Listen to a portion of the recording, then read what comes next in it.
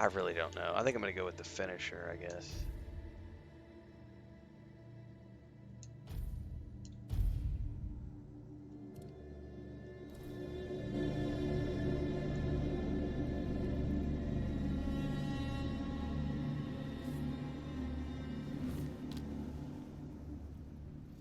Now, I remember.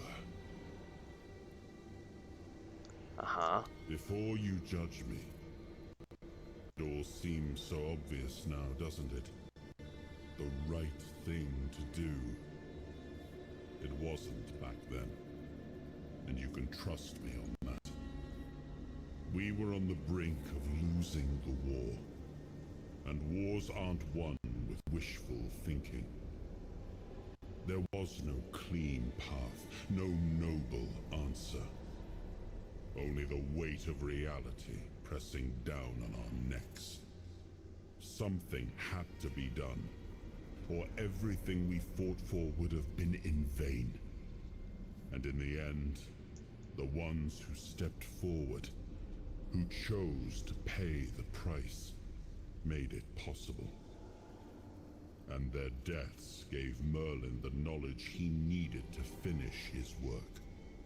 To find something that could really turn the tide in our favor. So what did he come up with to win the war? I told him to stop the experiments on our men, but to keep going. And he did. He started experimenting on the Four Dwellers, the enemy. If their bodies could be broken down, their power turned against them. Wasn't that their own doing? Wasn't that fair?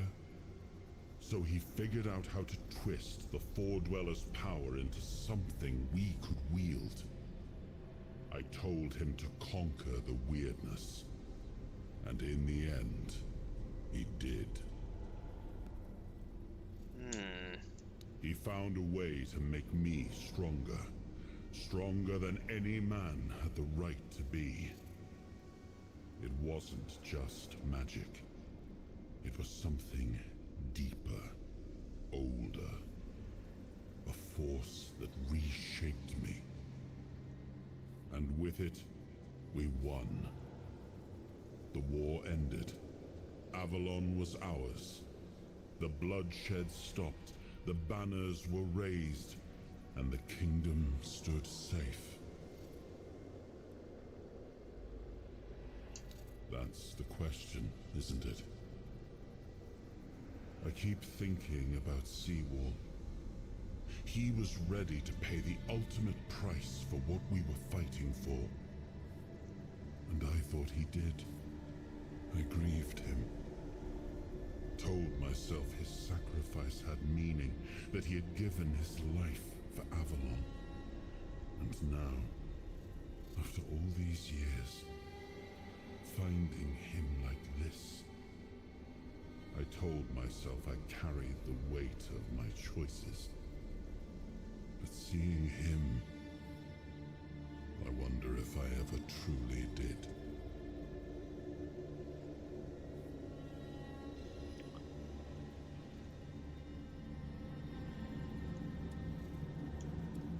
So I guess we learned a little bit more there.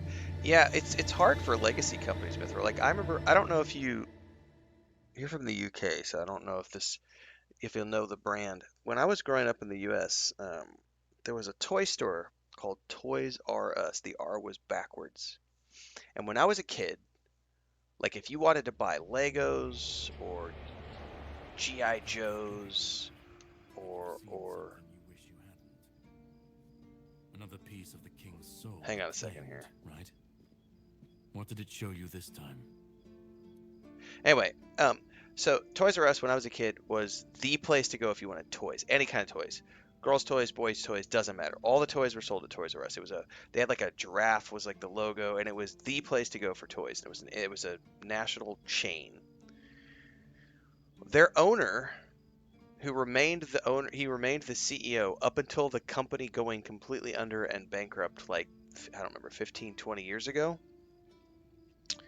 It's been a while ago, but like he got so old, he refused. Oh, they were there in the UK and Australia too. Okay, that's how big Toys R Us became. I didn't realize it ever went outside the United States, so it was an international chain. They were a big thing.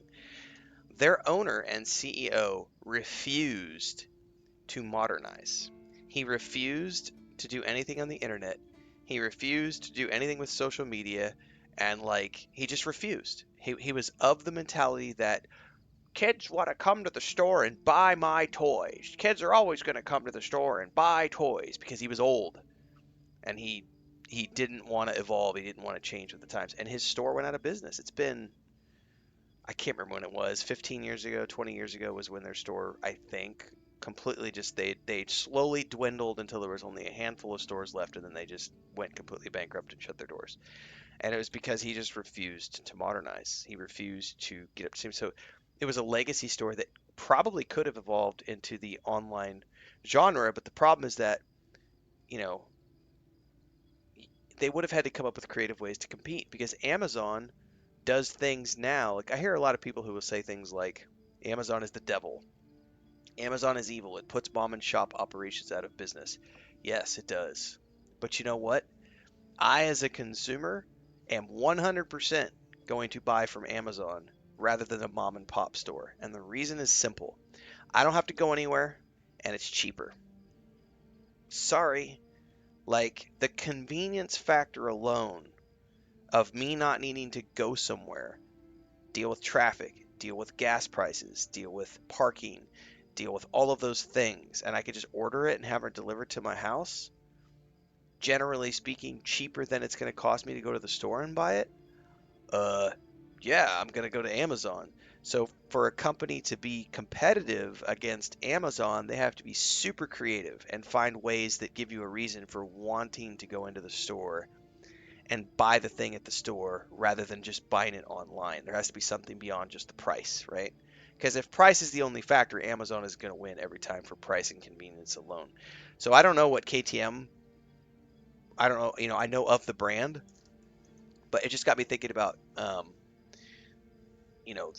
the difficulty in running legacy companies in the modern era is that no one gives a shit.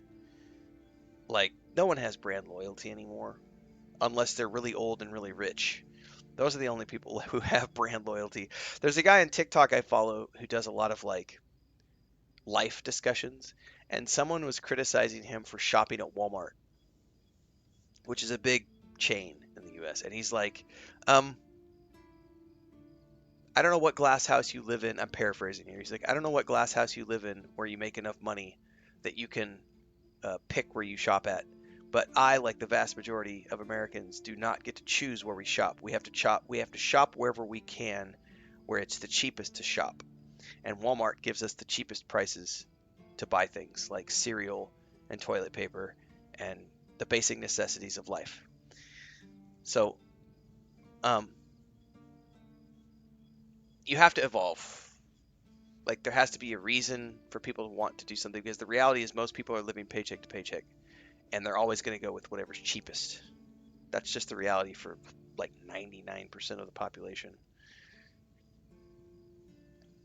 When you define yourself as a toy store rather than a kid entertainment store, right? Like they could have done so many entertaining things to like do a subscription service, do an entertainment center system, JK, or they could have done things like bring your kids, like we'll start a daycare service at Toys R Us and you bring your kids and we'll you pay a subscription, we'll do daycare, and then you get like a 15% or 25% discount on all the toys at our store. So you pay a subscription service, you could drop your kids off at Toys R Us, they could play Xbox, they could play PlayStation, and then every month you get like discount toys, or they give you free toys every month. Like there were a lot of things that Toys R Us could have done to remain relevant in the modern era, um, but they didn't. You know, I'm gonna push back on that, Mithril. Walmart and Amazon remove choice. They present the illusion of choice. I would argue that that's not true if you are someone who makes minimum wage. Um, and if you live in an area where you don't have a lot of options, like if you live in so I'm in a very small town. I can kind of speak to this a little bit. I live in a small town where we have two grocery stores. That's it. We have two grocery stores. That's it. Both are national chains, but I only have not, and neither one of them are Walmart. But I only have two grocery stores. There are things that I cannot purchase at those small grocery store chains because I live in the middle of nowhere, and so my only option to get those things is to buy it from Amazon. And in other cases, as an example, the cat food that we buy, we like to buy premium cat food for our animals. The local stores do not carry those pet food brands. I have to order them through Amazon. But in the case of, as an example, there is a local vet clinic who does stock the food that we want, but their prices are so much higher than Amazon that if I were to, I could buy 3 bags of cat food from Amazon for the cost of 2 bags of cat food from the local vet clinic. That makes zero economic sense. Like, I'm not going to go out of my way to spend that kind of money at the local vet clinic just to help out the local business because I don't make the kind of money where I can ignore the cost of savings by purchasing on Amazon. I am definitely in that 99% of people who I don't make enough money to be able to make those kinds of decisions. But that's the world we live in. Like, it's not an illusion of choice. It's people literally. Maybe you're willing to do things that other people. Maybe you're in a unique position. Many people aren't in that unique position. Many people don't have a choice. They shop where they can afford to shop because that's where they can afford. Like, I've got rent, I've got health insurance, I've got this, I've got that, I've got other. I need to buy diapers for my kids. Where can I get the cheapest diapers? Walmart. I need milk replacer. I need milk for my kids. Where can I get the cheapest milk? Walmart.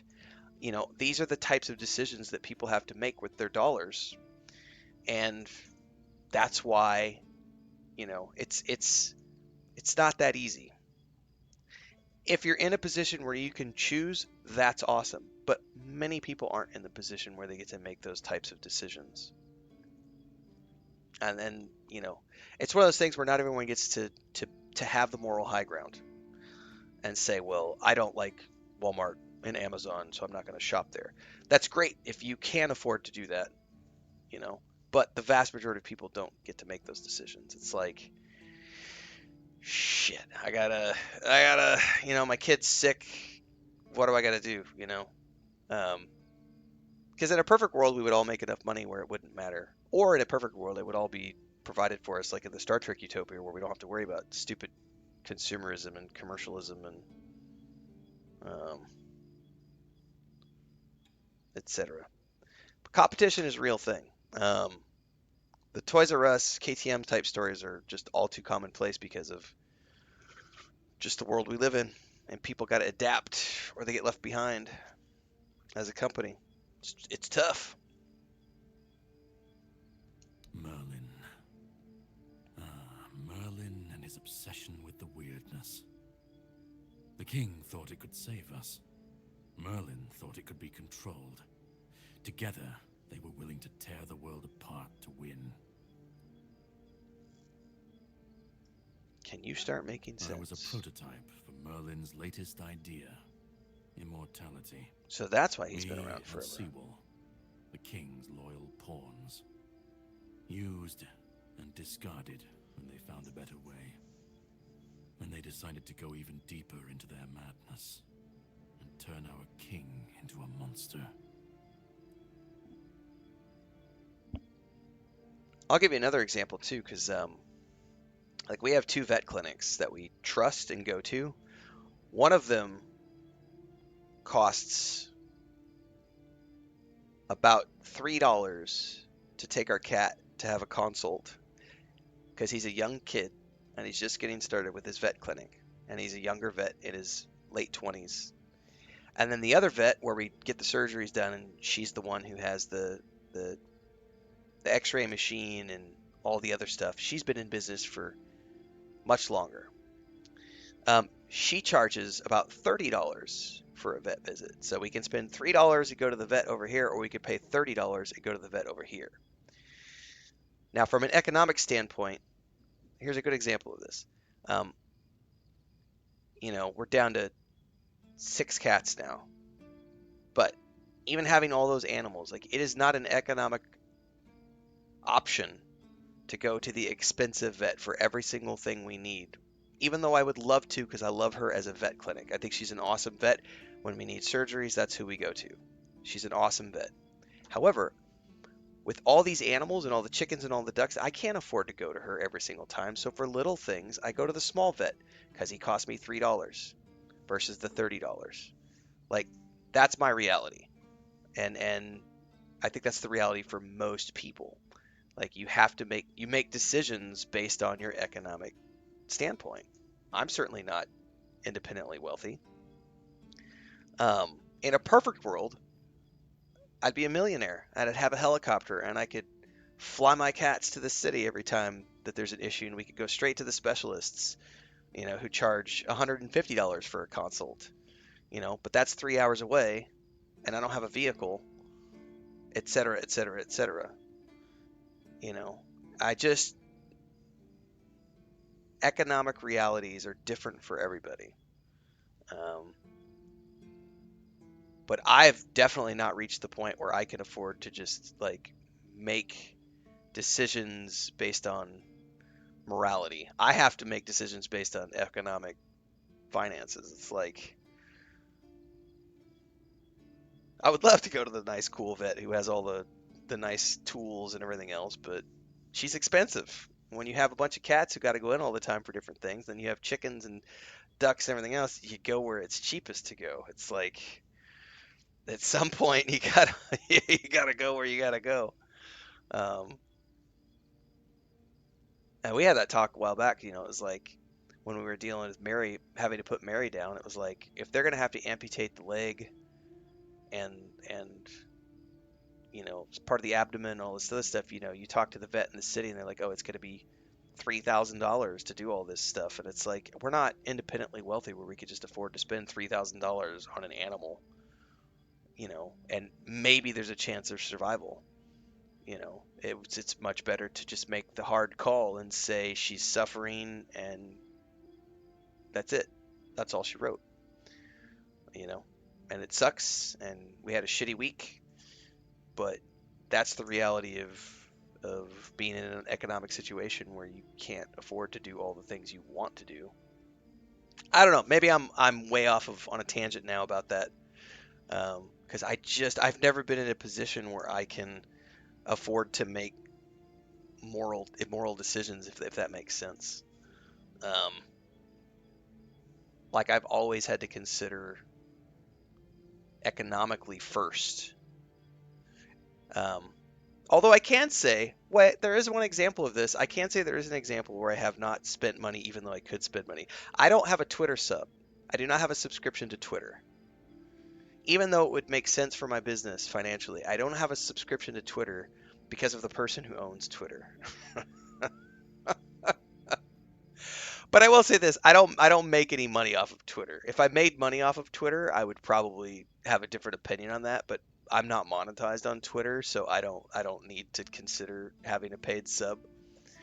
I know other people who are much bigger content creators have to keep their subscription running because that's their livelihood. But I make all money through YouTube and Twitch.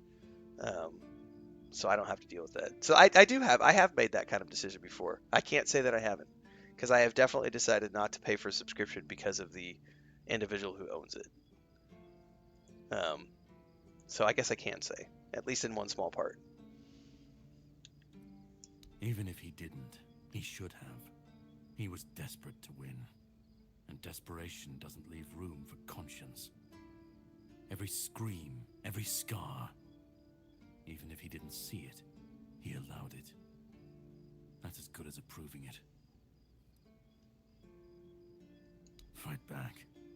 Against who? Merlin? The king? You don't fight gods when you're just a pawn on their board. You endure. You wait. And when the time comes, you either break, or you're left to clean up their mess. That's what I do. What I've always done. Seawall was Merlin's first attempt. I was the last. We could say I was lucky, but to say that would take a truly macabre sense of humor, don't you think? I assume he's still... Okay, I spoke with Arthur. He said he had to do it or humanity would be lost. Of course he'd say that. There's always a scapegoat and a convenient excuse for men like him. But it doesn't absolve him. Not when he was the one who unleashed this madness on all of us.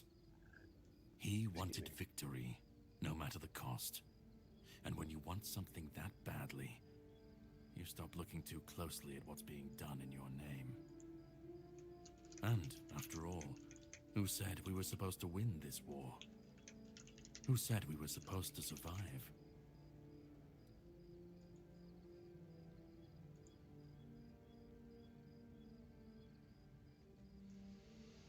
Alright, assume you still want something You've from seen me? what they did. What he did. And that's not the end of the story. It's not the extent of their sins. Find the pieces of his soul. Put him back together, that's what it takes. And then we, or I alone, if you decide to defy me, can end the cycle. Either way, we will get to his resurrection. I've seen it too many times to believe the cycle will be broken before it happens. But know this, once he's whole, Arthur's power, his mistakes, and his madness will all return. And when that moment comes, I'll be there. Whether to stand with you or step over you. The choice is yours. That's a very finite decision, sir. That when that happens, and you stand by his side, there won't be room for both of you.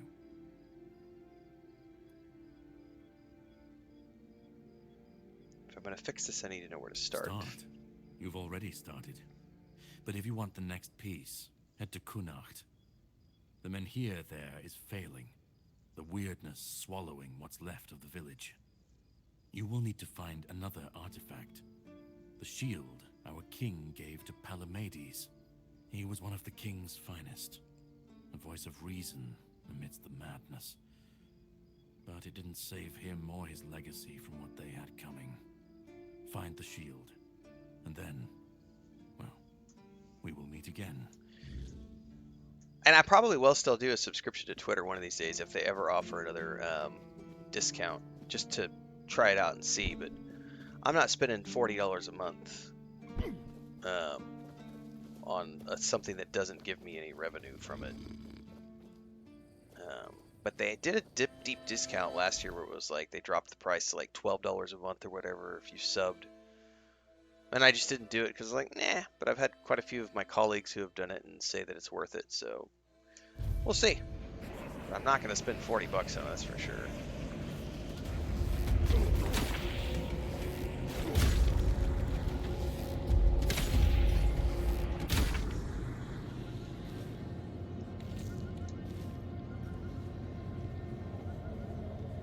I think we go this way.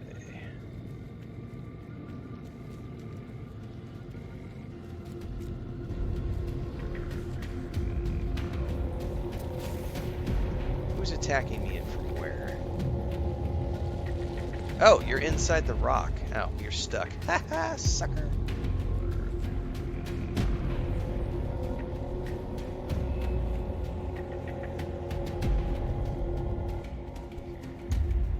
Oh, unavailable during combat. That's not good.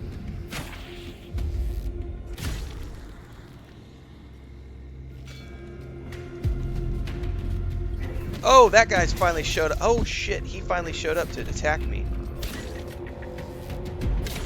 Dude, he's been chasing me through the mist for like forever.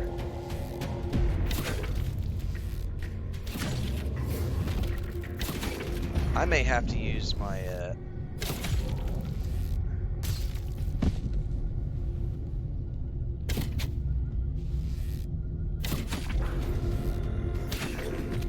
wow, I can't seem to damage him.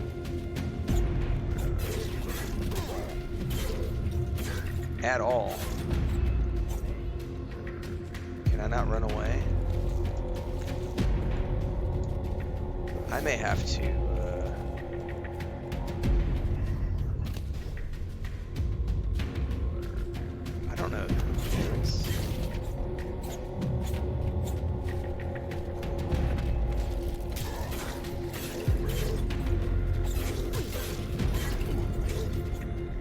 I'm not doing any damage to him at all.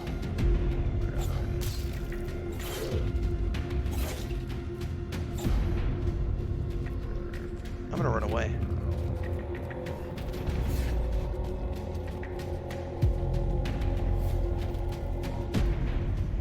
I don't know who he is, but I don't think I'm meant to be him at this level.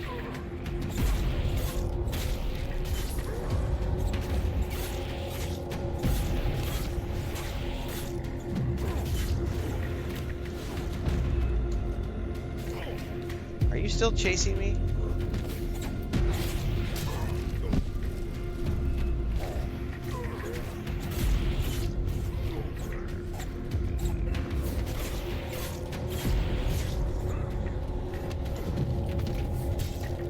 I don't know if I'm able to get away from this dude.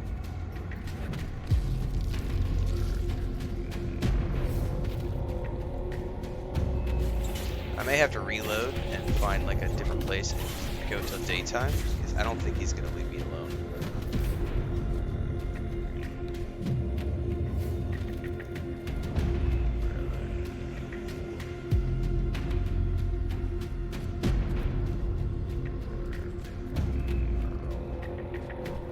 Yeah, he's not gonna leave me alone. I'm gonna reload.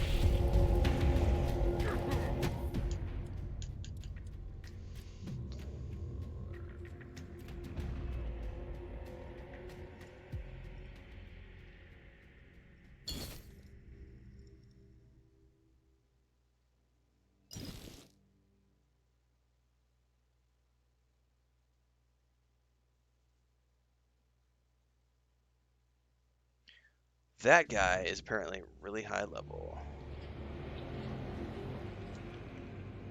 Yay! We really made the door, and I don't have to deal with him.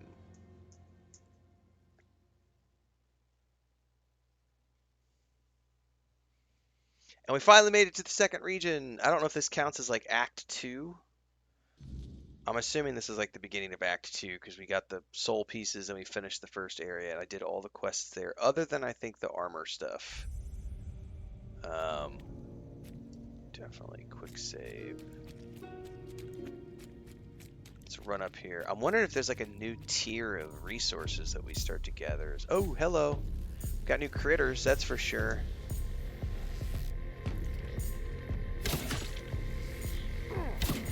Oh, they actually... Oh, what the fuck?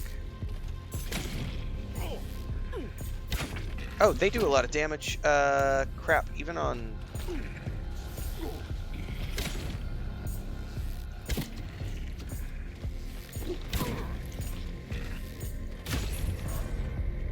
Even on low-level difficulty, they're doing a ton of damage.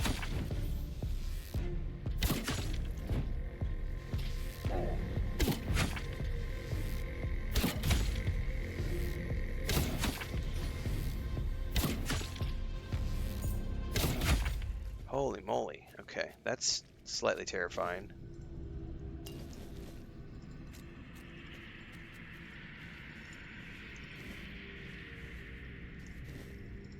Okay.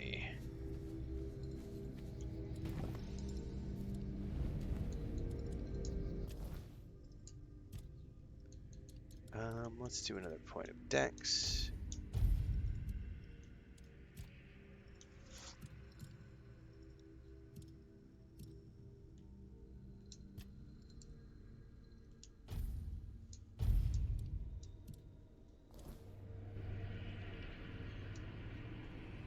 Yeah, it feels kind of swampy at the moment.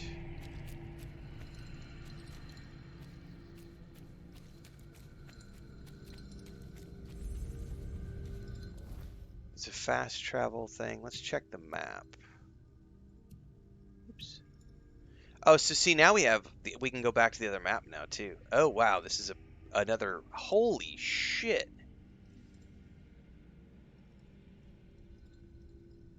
Okay, that's a big region. So we just spent 20 hours, I think. I'm gonna go look at the map, look at my stream time. I think we spent about 20 hours in the first zone. This place looks even bigger. 1.5, that's 6, 7, 8, 10, 11, 12, 13, 14, 15, 16, 19, 20. Yeah, we just crossed the 20-hour threshold, so it took us about 20 hours to get out of the first region. This is the second region.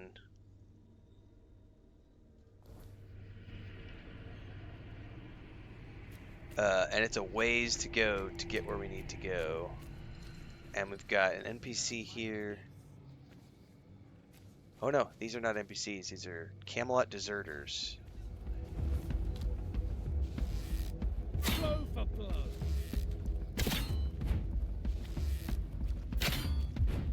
You fight like a military.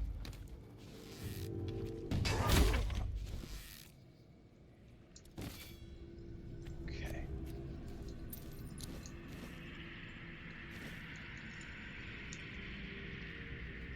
Gonna have to be careful. Deserter scalp. Oh, that's gonna be more. That's gonna be a quest, I bet.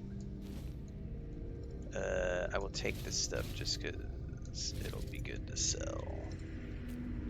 But I do have to be conscious of where we are, and it's a long way to get to the next location. So I'm gonna save that for next time, kids, because I'm gonna go get the grill going and start cooking. Because it is about 9 o'clock in the morning, and I'm ready to go get some food in my belly beyond the French toast I had a few hours ago. No second stream today, but I will. What I'm going to do right now, I'm going to go record my review, my initial review since we crossed the 20-hour mark. And then after that, I want to do JK's video, which is I'm super concerned about the fate of gaming after playing this RPG. And then there will be episodes of Hogwarts Legacy will be airing today, and I'll have some more episodes of this playthrough airing in 30-minute chunks. And then Chris and I just watched last night a movie called The Fountain of Youth, which is a new Guy Ritchie film that just released. We watched that last night, so I'll have the review for that up today sometime on YouTube. So stay tuned, and I'll keep you guys posted. I may decide to take tomorrow off. I haven't decided yet, but I might be starting to take Mondays off. I'm kind of trying to play that one by ear. We'll see. One thing is now that I'm kind of past my physical therapy and I'm starting to feel better, I got to get back into exercising because I gained a ton of weight in the last year by not working out, and I'm still feeling the twinge a bit from time to time, but I'm starting to feel a little bit better, so I may try to get back into running. And if I do that, I will be adjusting my stream schedule a little bit because it's really hot where we live, and I got to try to run before like 9 o'clock in the morning. So I may end up starting to do things where I come in and do like a 3-hour stream, like because I usually start about 4:30, so I can go like 4:30, so 5:30, 6:30, 7:30, stop at 7:30, go for a run, come back, have breakfast, take a shower, and then go into a second stream like around 9 o'clock in the morning, and then go to like noon and have 2 different 3-hour streams that way.